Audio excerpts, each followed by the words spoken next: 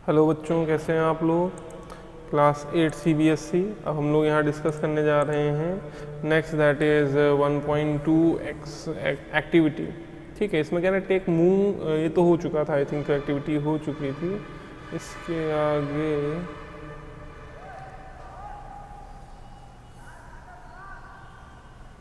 एक minute, is my diary. Okay, class 8 CBSE.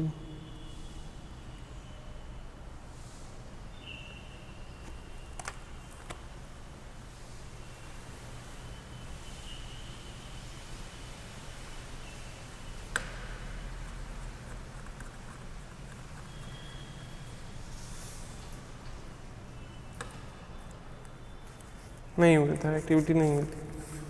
चलिए छोड़िए, शुरू करते हैं। टेक मूंग और ग्राम सीड्स एंड जर्मिनेट देम। ले लीजिए मूंग और चने की बीज ले लीजिए और उन्हें उगाइए। ठीक है। टेक 3 एम्प्टी ग्लासेस और जनरल वेसल्स। 3 खाली ग्लास ले लीजिए या फिर कोई भी बर्तन ले लीजिए। ठीक है। Mark them ABC। उनमें सब में लिख दीजिए, एक में A लिख दीजिए, एक में B लिख दीजिए, एक में C लिख दीजिए। ठीक है, कोई दिक्कत नहीं, लिख दिया आपने। टू ग्लास ए में add little amount of soil. उसमें थोड़ी सी मिट्टी डालिए। Mix with a little cow dung manure. उसमें क्या है, कुछ गोबर मिला दीजिए। इन ग्लास बी में, दूसरे में, put the same amount of soil mix with little urea. उसमें उतना ही सॉइल डाल दीजिए और साथ में यूरिया डाल दीजिए। Take the same amount of soil in the glass. उतना अमाउंट ही ग्लास मिट्टी जो है, उतना ही लगभग मिट्टी तीसरे ग्लास में ले लीजिए, विदाउट एडिंग एनीथिंग। उसमें कुछ भी मत जोड़िए। ठीक है। Now pour the same amount of water in each glass. अब तीनों ग्लास में उतना पर्याप्त मात्रा में पानी डालिए। Keep them in safe place. सही जगह पे रखें। And water them daily. और रोज पानी दें। आफ्टर 7 to 10 डेज, 7 से 10 दिन के अंदर, ऑब्जर्व देयर ग्रोथ। उनकी कितना बढ़ गए हैं पेड़, उनको देखिए। ठीक है। अब इसमें दिखाया गया, 2 फोटोज़ दिखाई गई प्रिपरेशन की, एक्सपेरिमेंट की और पेड़ बढ़ते हुए। जिसमें आप देखोगे पहले में थोड़ा कम ग्रोथ हुई है, दूसरे में थोड़ा ज़्यादा, और सबसे कम जिसमें हुई है उसमें तीसरे वाले में हुई है। ऐसा क्यों हुआ है, आइए देखते हैं। Did the plant in the glasses grow at the same place. क्या सब प्लांट वहीं पे उगे हैं जहाँ पे बोए गए थे तीनों ग्लास में, एक ही बराबर हैं। विच ग्लास सोड better growth of the plant. किसमें ज़्यादा ग्रोथ हुई है, किसमें ज़्यादा बढ़ा है, आइए देखते हैं। In which glass was the growth fastest. किसमें सबसे ज़्यादा तेज ग्रोथ हुई है, वो देख लेते हैं। Fertiliser are chemicals which are rich in the particular nutrient. Fertiliser क्या है, खाद क्या है, एक केमिकल है जिसमें एक न्यूट्रिएंट ज़्यादा प्रेजेंट रहता है, चाहे वो नाइट्रोजन हो, चाहे वो प्रोटीन हो, जो भी कुछ हो। ठीक है। How are they different from manure. वो अलग कैसे हैं खाद से, जो गोबर से कैसे अलग हैं। ठीक है। Fertiliser are produce in factories. Fertiliser को फैक्ट्री में बनाया जाता है। Some examples of fertiliser are, कुछ उदाहरण फर्टिलाइजर के दिए हुए हैं। आर यूरिया है, अमोनियम है, सल्फेट है, सुपर फॉस्फेट है, पोटास है, NPK है। ये सब चीज़ जब आप नाम लोगे, अपने पापा के सामने लोगे या किसी के सामने लोगे प्रवीण, तो वो ज़रूर बताएंगे कि हाँ ये सब तो सुना हुआ है, हमने भी सुना हुआ है। तो कहाँ सुना हुआ है, वो खाद की दुकान में जब अगर कभी खाद लेने गए होंगे तो ये सारी चीज़ें सुनाई पड़ी होंगी उनको। ठीक है। क्यों, क्योंकि ये केमिकल्स हैं जो कि क्या कहते हैं, आप डायरेक्टली खेत में डालते हैं, जिससे क्या हो, प्रोडक्शन बढ़ सके, अच्छा प्रोडक्शन हो। ठीक है। The use of fertilizer has helped farmer to get better yield of crops such as wheat, paddy and maize. जब क्या है, प्रोडक्शन बढ़ा, कहीं ना कहीं इससे फ़ायदा क्या हुआ, कहीं ना कहीं फ़ायदा ये हुआ कि पैदावार बढ़ गई। पैदावार बढ़ने से क्या है, सीधी सी बात है, जितनी डिमांड थी उतना क्रॉप होने लगा, क्योंकि एक समय पे भूखमरी हो जाती थी, लोग भूख से मर जाते थे, इतना प्रोडक्शन होता ही नहीं था। ठीक है। तो उससे पोपअप करने के लिए हमने किसका, फर्टिलाइज़र का इस्तेमाल किया। उससे फ़ायदा क्या हुआ, कहीं ना कहीं प्रोडक्शन इतना होने लगा कि लोग भूखे नहीं मरते थे। ठीक है। तो इससे प्रोडक्शन किसका किसका बढ़ा, वीट का, गेहूं का, पैडी का, क्या कहते हैं, धान का। ठीक है, मेज का, मक्के का, ठीक है। But excessive use of fertiliser have made the soil less fertile. लेकिन इतना ज़्यादा फर्टिलाइजर, इतना केमिकल हम यूज़ कर रहे हैं जिससे क्या है कि जो हमारा खेत है उसमें नमी गायब होती चली जा रही है, और जो फर्टिलिटी है वो कहीं ना कहीं जो नेचुरली जो न्यूट्रिएंट अवेलेबल रहते थे किसमें, क्रॉप में, वो सब सॉरी सॉइल में, वो सब कम होते चले जा रहे हैं, ठीक, फर्टिलिटी डाउन हो रही। Fertiliser have also become a source of water pollution. अब इससे कहीं ना कहीं पानी भी दूषित होता है, क्योंकि जहर अगर आप पानी में मिलाएंगे, केमिकल आप पानी में मिलाएंगे तो पानी भी तो गंदा होगा ना, ठीक है। Therefore in order to maintain the fertility of the soil we have to substitute fertilizer with organic manure और leave the field uncultivated in between two crop.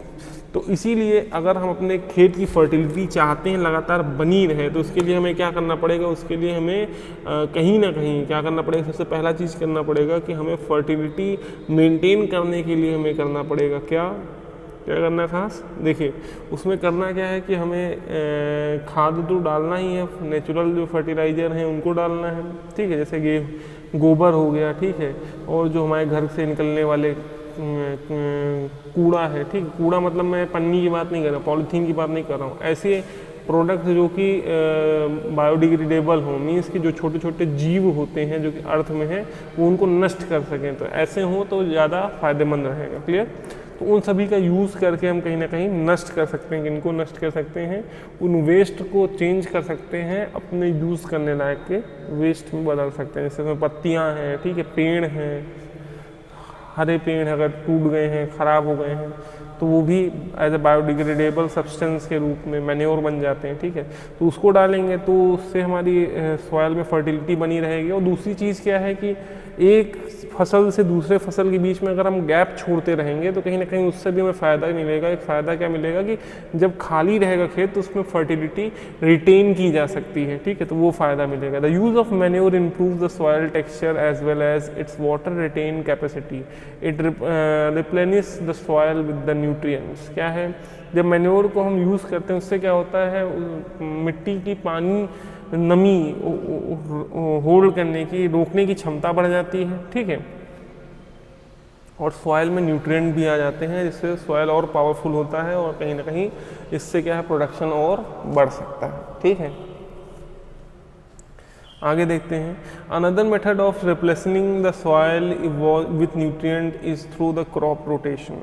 अब दूसरा एक तरीका है जिससे हम क्या है प्रोडक्शन बढ़ा सकते हैं क्रॉप्स का, वो है क्या, क्रॉप रोटेट करके लगातार एक ही क्रॉप ना बोएं, एक ही फसल ना बोएं, फसल बदल बदल के बोते रहें। इससे क्या होता है, जैसे कोई फसल है उसको कुछ दूसरा न्यूट्रिएंट चाहिए, दूसरा फसल को उससे दूसरा न्यूट्रिएंट चाहिए, ठीक है, तो जब दूसरा फसल बो के रखे हुए हैं, जैसे मान लीजिए चने को प्रोटीन चाहिए, ठीक है, उदाहरण ले रहे हैं, है नहीं ऐसा, ठीक है, चने को प्रोटीन चाहिए और गेहूँ को चाहिए वो क्या कहते हैं, कैल्शियम चाहिए, ठीक है, तो जब प्रोटीन चाहिए तो हमने चना बोया तो प्रोटीन जितना था खेत में उसने यूज़ कर लिया चने ने, तो उसे रिटेन करने की आवश्यकता है, थोड़े दिन रुकने की आवश्यकता है क्योंकि उसके पास अभी प्रोटीन है नहीं। हमने फिर गेहूं बो दिया, अब गेहूं बोया उसके बाद उसे कटवा दिया, उसके बाद सारा वेस्ट उसी में डंप हो गया, ठीक है, तो अब जो है उस एक समय मिल गया, क्योंकि गेहूँ अब क्या खींच रहा है, गेहूँ खींच रहा है वो क्या खींच रहा है, कैल्शियम, मैंने बोला था ना कैल्शियम, तो कैल्शियम ले रहा है, लेकिन अब प्रोटीन तो अभी ख़त्म हुआ है, कैल्शियम तो है ही है, तो कैल्शियम जा रहा है और प्रोटीन रिटेन हो रहा है। ये एक फ़ायदा हो जाता है अगर आप क्रॉप रोटेशन करते हैं। This can be done by the growing different crop alternately. इसे कैसे कर सकते हैं, अलग अलग तरह की क्रॉप्स को बो करके उसी जगह पर। Earlier farmer in northern India use the grow legumes as fodder in one region and wheat in the next season. This helped in the replacement of the soil with nitrogen.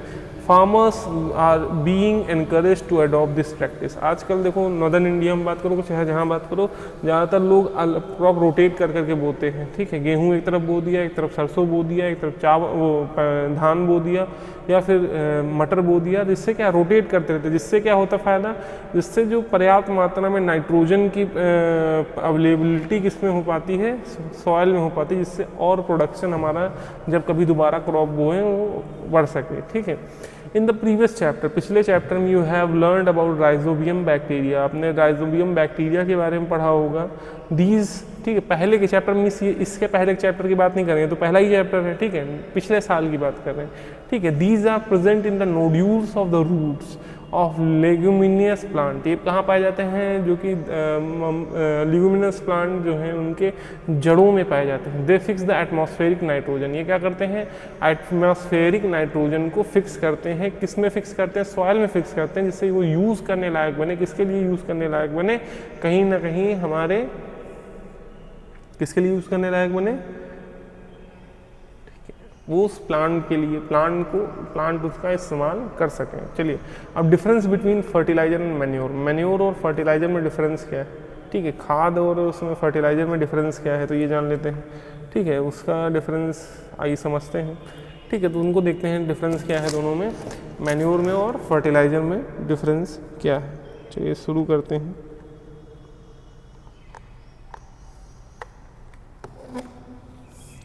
पहला point दिया हुआ है, पहला point कह रहा है fertiliser is man made inorganic salt.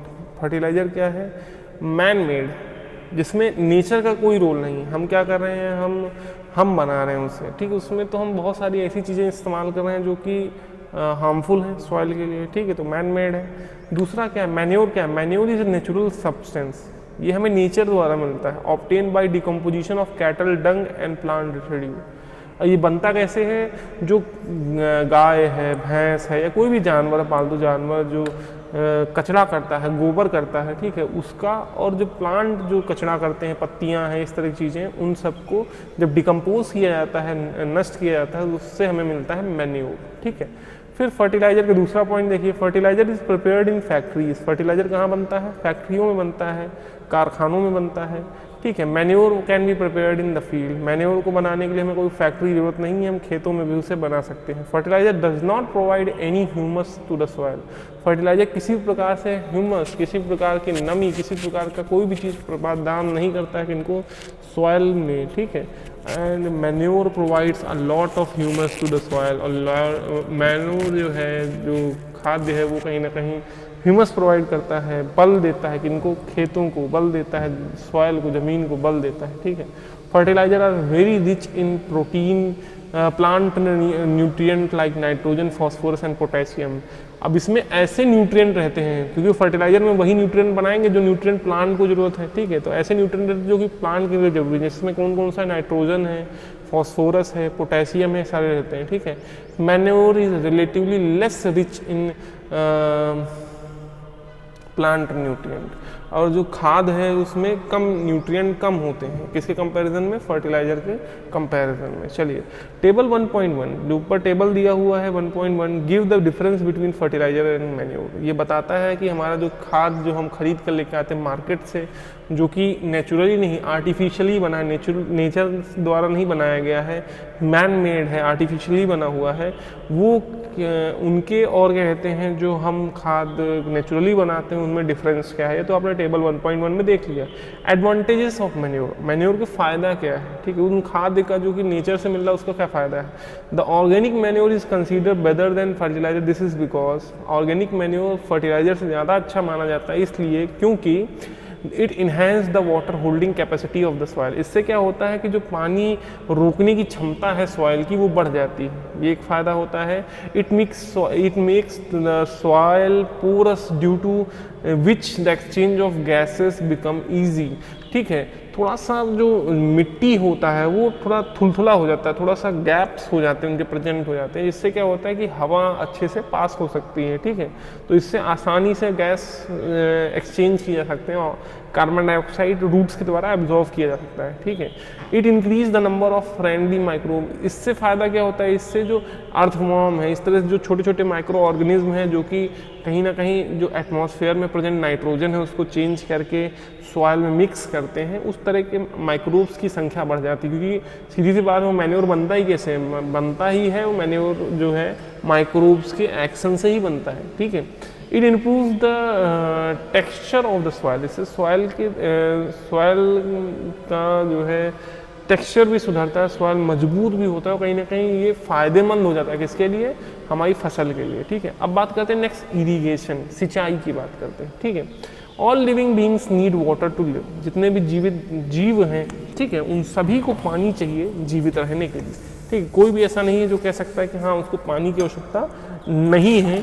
ठीक है, सभी जो है जीवित जीव हैं जिनको पानी की आवश्यकता रहती है, बिना पानी के कोई भी जीवित नहीं रह सकता।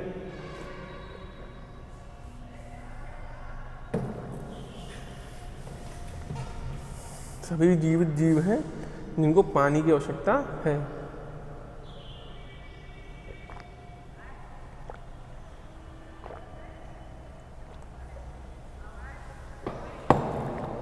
देखो पानी कितना हील कर देता है आपको। चलो फिर water is important for the proper growth and development, सही तरीके से बढ़ने के लिए, चाहे इंसान की बात कर लो चाहे पेड़ पौधों की बात कर लो, दोनों को सही तरीके से बढ़ने के लिए क्या है, पानी की आवश्यकता होती है। Water is absorb by the plant root, पानी अब्जॉर्ब कहाँ से किया जाता है, सोखा कहाँ जाता है, पेड़ के पौधों के जो जड़ हैं उनसे सोखा जाता है। Along with water minerals and fertilisers are absorb, पानी के साथ मिलकर ही और जो मिनरल्स हैं सॉइल में, ठीक है, और जो फर्टिलाइजर है सॉइल में, वो सब कुछ एब्जॉर्ब होता है। देखो जब खेत में खाद डाली जाती है तो हमेशा सिंचाई की जाती है, क्योंकि उसी से मिक्स होकर के ही पानी सॉइल में मिक्स होगा वो फर्टिलाइजर, और कहीं ना कहीं फिर रूट्स के द्वारा एब्जॉर्ब किए जाएंगे प्लांट के।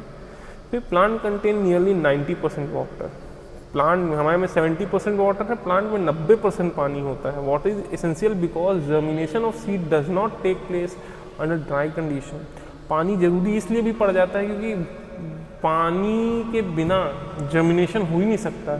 ठीक है, कोई भी पौधा उपज सकता ही नहीं है, ठीक, कोई भी पेड़ उपज सकता ही नहीं, कोई बीज उपज सकता ही नहीं जब तक क्या कहते हैं ना हो पानी ना हो। Nutrient dissolved in water are transported to the each part of the plant, और जो क्या कहते हैं न्यूट्रिएंट्स, जितने भी प्रकार के न्यूट्रिएंट्स हैं, जितने प्रकार के न्यूट्रिएंट्स अवेलेबल हैं, वो सब जो है पानी में डिज़ोल्व होते हैं, मिक्स होते हैं, और कहीं ना कहीं सब जा कर के कहाँ हो जाते हैं, सब जाते हैं कहाँ पे, मिक्स हो कर के सॉइल में क्या हो जाते हैं,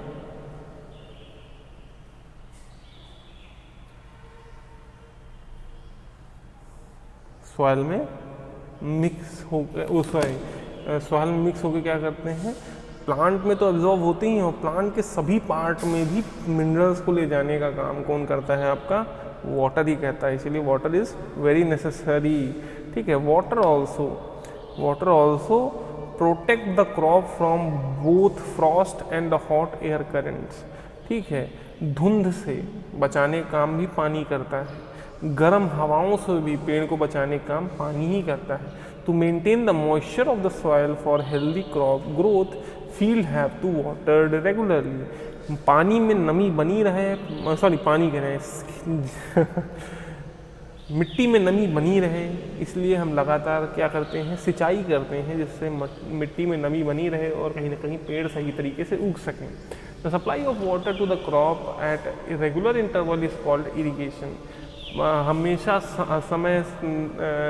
हर समय अंतराल पर हम जब पानी देते हैं किसी को, खेतों को देते हैं, ठीक है, वो क्या है, वो क्या कहलाएगा, इंटरवल इज कॉल्ड इरीगेशन। इसको हम कहते हैं क्या है, इरीगेशन कहते हैं। The time and the frequency of irrigation varies for crop to crop. अब कोई ऐसे फसल है जिसमें पानी ज़्यादा चाहिए तो उसमें हम जल्दी जल्दी पानी देते हैं, किसी में कम पानी चाहिए तो हम देर देर से देते हैं, तो ये डिफरेंट है। ठीक है, अब सीजन से सीजन में भी, मान लो बारिश का मौसम है तो आप सिंचाई थोड़ी ना करोगे, गर्मी का मौसम है तो पानी आपको लगाना पड़ेगा। ठीक है, मिट्टी से मिट्टी, अब कोई ऐसी मिट्टी जिसमें वाटर होल्ड करने की कैपेसिटी ज़्यादा है तो सीधी सी बात है उसमें कम पानी चाहिए होगा, अब किसी में नहीं है तो उसमें ज़्यादा पानी लगाना पड़ेगा। ठीक है, फिर in summer the frequency of water is higher, why is it सो।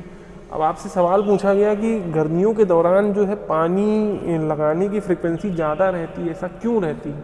उसका रीज़न मैं बता देता हूँ। उसका रीज़न है, सबसे बड़ा कारण ये है, सबसे बड़ा कारण उसका है कि कहीं ना कहीं जब आप क्या कर रहे हो, गर्मी है, तो गर्मी में क्या होता है कि मिट्टी बहुत जल्दी गर्म हो जाती है, ठीक है। तो इससे क्या है कि पानी इवोपरेट भी बहुत तेज़ी से होता है, इवोपरेशन, ठीक है, भाप के रूप में उड़ जाता है, ठीक है। तो इसीलिए पानी ज़्यादा ज़रूरत है। फिर could it be due to the increase rate of evaporation of water from the soil and leaves, क्या ये इसलिए है क्योंकि पत्तियों से और मिट्टी से पानी ज़्यादा इवोपरेट होता है? तो हाँ, बिल्कुल इसीलिए तो होता है, ठीक है। अब I am very careful this year about the watering the plants, मैं बहुत ज़्यादा ध्यान दे रहा हूँ किसको, पेड़ों को पानी देने के लिए। Last summer my plant dried up and died, पिछली बार मेरे पेड़ गर्मियों में सूख गए थे और मर गए थे क्योंकि मैं सही समय पर पानी उनको नहीं दे रहा था। सोर्स ऑफ इरिगेशन, पानी आता कहाँ से है? The source of water for irrigation are, पानी आने के लिए, इरिगेशन के लिए पानी आता कहाँ से है? वेल्स, कुएं से, ट्यूबवेल्स। ट्यूबवेल क्या है, आपने कभी देखा होगा, गांव गए होंगे, ट्यूबवेल सुना होगा। ट्यूबवेल क्या है? वेल मीन्स क्या? कुआं। ट्यूबवेल मीन्स कि उसमें कुआं उतना बड़ा नहीं खोदा गया, ट्यूब के द्वारा एक वेल बनाया गया है जिससे पानी निकल रहा है, ठीक है। पॉन्ड्स, तालाब, लेक, तालाब, ठीक है, बड़े तालाब हो जाए, जो भी सोच लो, रिवर्स, ठीक है, नदियाँ, डैम्स, कैनाल्स, यही सब जो है सोर्स है जिससे पानी हमें मिल सकता है। देखो यहाँ पे दिखाया गया है मोट, ठीक है, इसमें क्या है, कुएं से पानी निकाल करके एक नाली बना दी गई, वहीं से पानी जा रहा है, ठीक है। चेन सप्लाई, अब ये देखो रस्सी के द्वारा ये घुमाया जा रहा है, ठीक है, चक्का घूमता रहेगा और ये पानी निकल करके नाली के द्वारा बहता रहेगा, ठीक है। अब फिर क्या है नेक्स्ट, अब ये बुलक के द्वारा हो रहा है, अब बुलक इसे घुमा रहा है और ये चेन घूमते घूमते पानी नाली में बहता हुआ निकल जाएगा।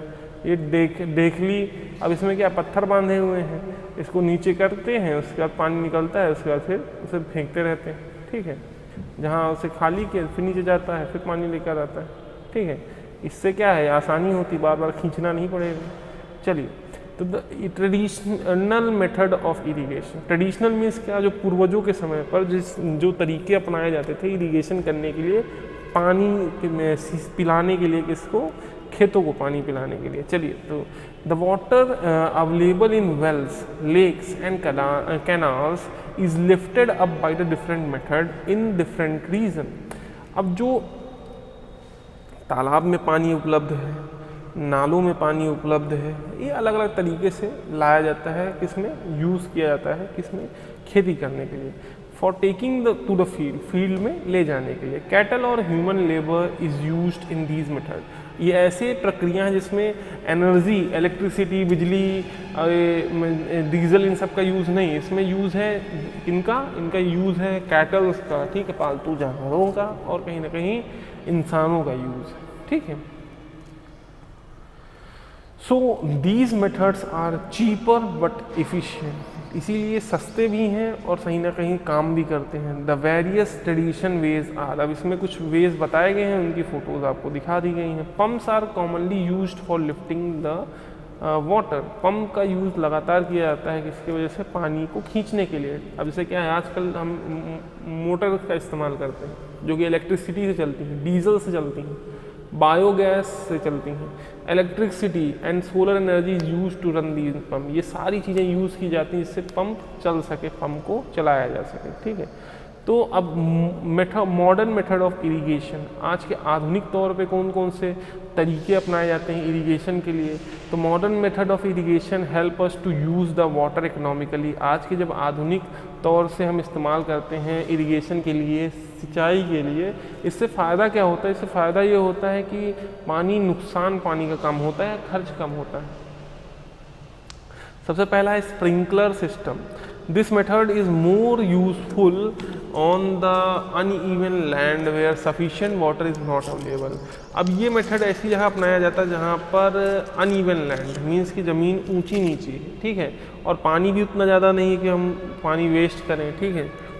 अब पानी वेस्ट भी करेंगे अगर हम, तो सीधी सी बात है, पानी वेस्ट करेंगे तो ऊपर जो सबसे ऊंचा एरिया है वहाँ तक भरते भरते पता चलेगा और बाकी क्रॉप्स डूब जाएंगे, क्रॉप्स ख़राब हो जाएंगे, ठीक है। तो वहाँ हम किसका यूज़ करते हैं, स्प्रिंकलर मेथड का यूज़ करते हैं, ठीक है। The perpendicular pipes having the nozzles on the top, perpendicular pipes लगा दी गई, उनके पास क्या है, नोजल्स लगे हुए हैं, देखो जैसे दिख रहा है, are join with the main pipeline. अब मेन पाइपलाइन से इनको जोड़ दिया गया, ठीक है, एट रेगुलर इंटरवल, तय तय समय पर। देखो मेन पाइपलाइन लगा दी गई, इसमें रेगुलर इंटरवल पे इनको जोड़ते चले गए। When water is allowed to flow, the main pipe under pressure with help of a pump, pump की मदद से मेन पाइप में हम पानी फोर्स से भेज रहे हैं। It escape from rotating nozzle, और जब निकलता है नोजल से तो पूरे में छिड़क जाता है, ठीक है। It get sprinkle at the crop at it if it is raining, और वो पेड़ों के ऊपर ऐसे पानी गिरता है ऐसा लगता है बारिश हो रहा है, ठीक है। अब ये कहाँ पे लॉन में आप देखो कहीं यूज किया जाता है, कॉफ़ी प्लांटेशन के लिए, और क्या कहते हैं कई सारी क्रॉप्स को बोने के लिए इस तरह का इस्तेमाल किया जाता है। आपके स्कूल के गार्डन में भी इस तरह के ज़रूर लगे होंगे, होपफुली, मैं नहीं कह सकता कंपलसरी लगे, हमारे स्कूल में तो लगे हुए थे स्प्रिंकलर, ठीक है। अब ड्रिप इरिगेशन की बात करें, अब यहाँ पे स्प्रिंकलर लगा था, वहाँ पे ड्रिप इरिगेशन की बात करें। In this method system the water falls drop by drop directly near the root. इस मेथड में पानी बूंद बूंद करके गिरता रहता है, कहाँ पे, जड़ों के पास, ठीक है। So it is called drip irrigation, इसीलिए इसे हम ड्रिप इरिगेशन कहते हैं। It is the best technique for watering fruits, plants, garden and trees. ये सबसे बढ़िया तरीका है गार्डन को सींचने के लिए, प्लांट्स को पानी देने के लिए, और पेड़ों को पानी देने के लिए। वाटर इज़ नॉट वेस्टेड, पानी का नुकसान नहीं होता है एट ऑल।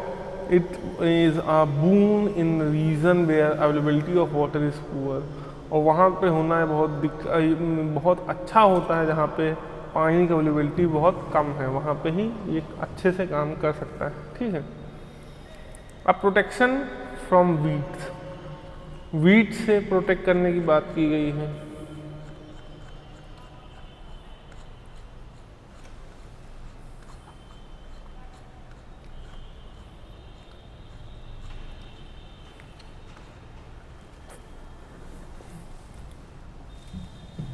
यहाँ देखिए, यहाँ देखिए, ये व्यक्ति है, यहाँ रस्से से बाल्टी में पानी निकाला गया और ये फेंक दिया गया। अब इसमें क्या है, एक व्यक्ति चाहिए जो पानी खींचे, एक चाहिए जो निकाल के डाले, या एक जानवर चाहिए उसके साथ एक व्यक्ति चाहिए। फिर यहाँ पे भी देखिए रस्सी से खींचा जा रहा है, ये रोटेटिंग व्हील है, ठीक है। तो इसमें भी कहीं ना कहीं लेबर की आवश्यकता है। यहाँ पे कहीं ना कहीं इसको आप जब लिफ्ट करेंगे तो बाल्टी नीचे जाएगा, पानी भर जाएगा, आप नीचे कर देंगे तो बाहर आ जाएगी बाल्टी, आप पानी फेंक देंगे। इसमें भी लेबर वर्क चाहिए। इससे फ़ायदा क्या होता था, फ़ायदा ये होता था कि कहीं ना कहीं फ़ायदा तो ये था कि जैसे आज की मशीन से हमें नहीं खरीदनी पड़ती थी, लेकिन ये इकोनॉमिकली महंगा था। क्यों महंगा था, अब पता चला एक लेबर हम रखेंगे साल भर पानी सींचने के लिए, तो अगर 200 रुपये एक लेबर एक दिन का लेता है तो एक महीने कितना लेगा, 6,000 रुपये लेगा। 12 महीने कितना लेगा, 72,000 रुपये लेगा। क्या हमारे लिए इकोनॉमिकल है ये? और एक ही तो रखना नहीं पड़ेगा, 2 रखना पड़ेगा। एक कैटल भी रखना पड़ेगा, तो लगभग 2-2.5 लाख रुपए खर्च हो जाएगा, तो बहुत कॉस्टली है ना, इसीलिए। ठीक है, दूसरा चीज़ क्या है कि हमारा समय पे काम नहीं हो पाएगा। पता चलेगा कि हमें आज पेड़ों को ज़रूरत है पानी की और मिलेगा कल नहीं, परसों मिलेगा। ठीक है, क्यों? क्योंकि सीधी सी बात, जब लेबर वर्क कर रहा है तो उतनी इफिशिएंटली, इतनी तेज़ी से काम नहीं हो सकता जितना तेज़ी से एक मशीन कर सकती है। समझ में आया? Got it the point? Got the point? Okay, चलिए फिर उसके बाद नेक्स्ट बात करते हैं इसमें स्प्रिंकलर वाले में। स्प्रिंकलर में क्या है, पानी फोर्स से आगे जाता है और वहाँ नोजल्स लगे हुए हैं। नोजल्स में जब पानी निकला तो वहाँ पे एक टैप टाइप का लगा रहता है, वो घूमता रहता है ऐसे ऐसे। वो घूमता है तो क्या करता है, देखो दिखाते हैं आपको। स्प्रिंकलर,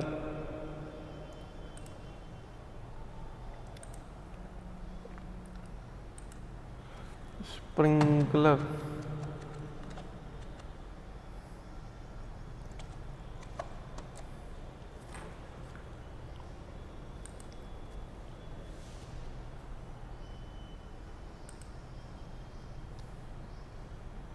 ये देखो, ये दिख रहा है, ये दिख रहा है, ये दिख रहा है, ये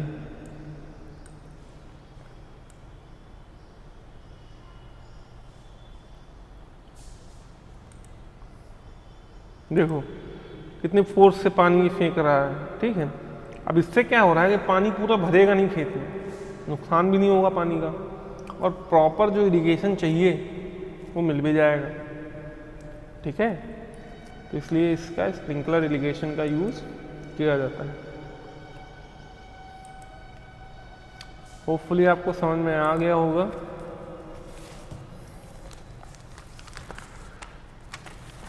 कहाँ से इसको आगे बढ़ाएंगे? आगे बढ़ाएंगे प्रोटेक्शन फ्रॉम वीड्स। कहाँ से? Protection from weeds, class 8 CBSE, page number 10, protection from weeds. ठीक है, तो इसके आगे कंटिन्यू करेंगे। होपफुली आपको समझ में आया होगा। प्रवीण, और जो भी डाउट हो उसे व्हाट्सएप करिए, नेक्स्ट वीडियो में इंक्लूड किया जाएगा। आप नहीं कर रहे हैं तो ये आपकी रिस्पॉन्सिबिलिटी है। होपफुली आप घर पे होंगे, एंजॉय करिए। एंजॉय इन द सेंस कि आप इस तरह के बुरे टाइम पे आपको कुछ ना कुछ तो चाहिए ही एंजॉय करने के लिए, क्योंकि आप घर पे पूरा दिन बैठे हुए हैं। बट एकदम इंटरटेनमेंट में ही घुस नहीं जाना है, पढ़ाई भी करते रहिए, जो भी डाउट्स हो पूछते रहिए। ठीक है, रीडिंग करिए, जो भी समझाया जाए उसको नोट करिए, लिखिए, जो नहीं समझ में आ रहा उसको मैसेज करिए। Thank you very much for watching this video till last. Good bye, take care, शबा खैर।